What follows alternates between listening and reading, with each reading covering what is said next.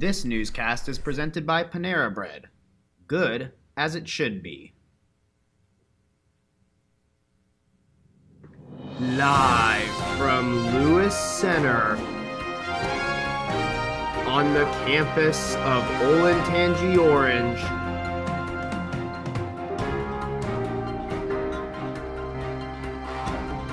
this is your Orange Juice with anchors Lauren Barrand and Ryan Hess. Alrighty, Pioneer Nation, your Orange Juice starts right now. They don't want to see me.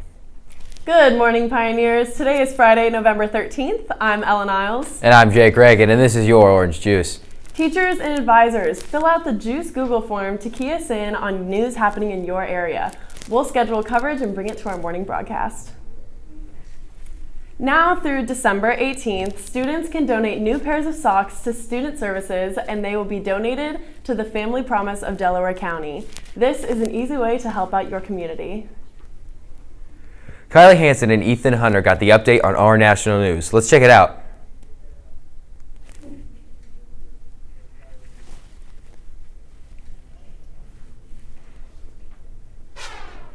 Hey Pioneers, this week was a busy week in national news. Let's take a look at what happened. This week, the country saw a single-day total of over 200,000 coronavirus cases.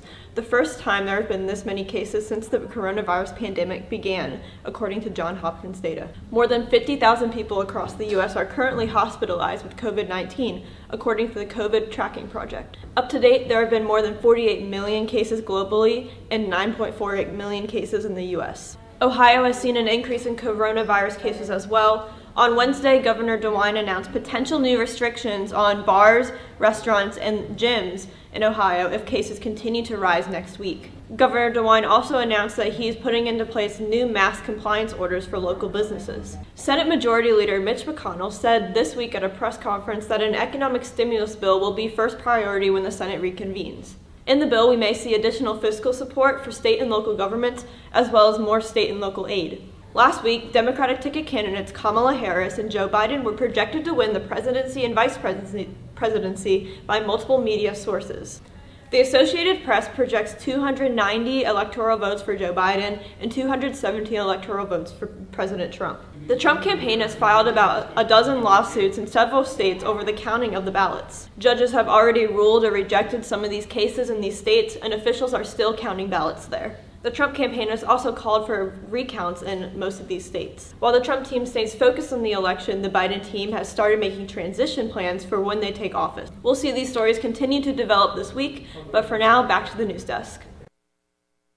Thanks, guys. Pioneers, did you know that you can get a text from the school if you have an item to pick up at the main office, or a text if school is delayed or canceled? Sign up for text alerts on your My OLSD desktop. Look for an icon for text alerts. It's as easy as that.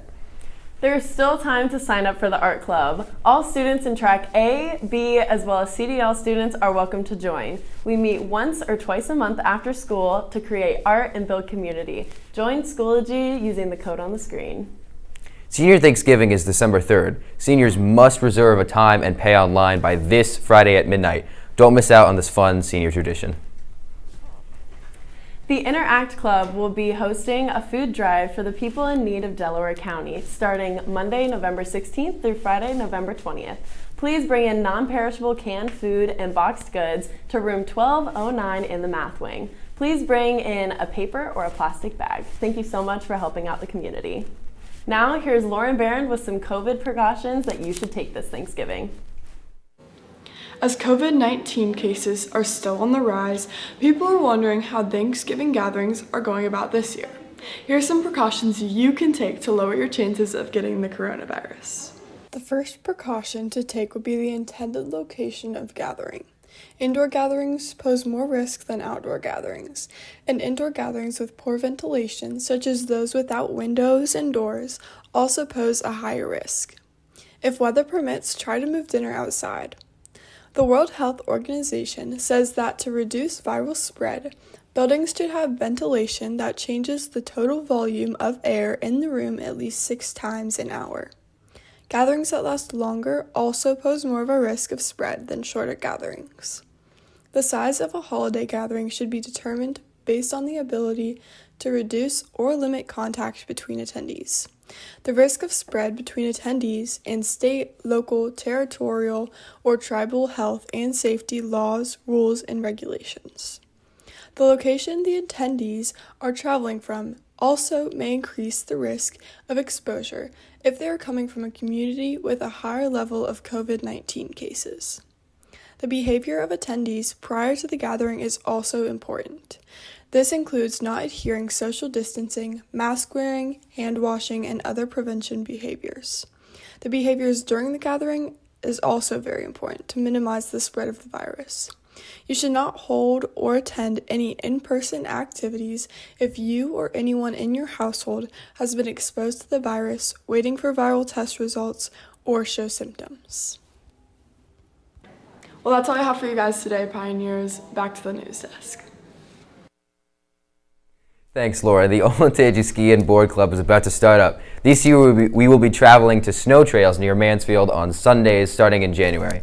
If interested, join the Schoology course using the code below. Register ASAP. This year, we can only take 400 students. The deadline is November 24th or whenever we reach 400. Service Learning Class at OOHS is hosting a clothing and essential items drive to help homeless shelters in our community. Please help us out by donating toiletries, toys, clothing, and household items. Items can be dropped off to Mrs. Cochran in room 1410. We will be collecting items until Friday, November 20th. Thank you so much for helping us make a difference in our community. The next French Club meeting will be on December 7th for Group A and December 8th for Group B, right after school. We will watch a French movie and eat French snacks. Hope you can make it.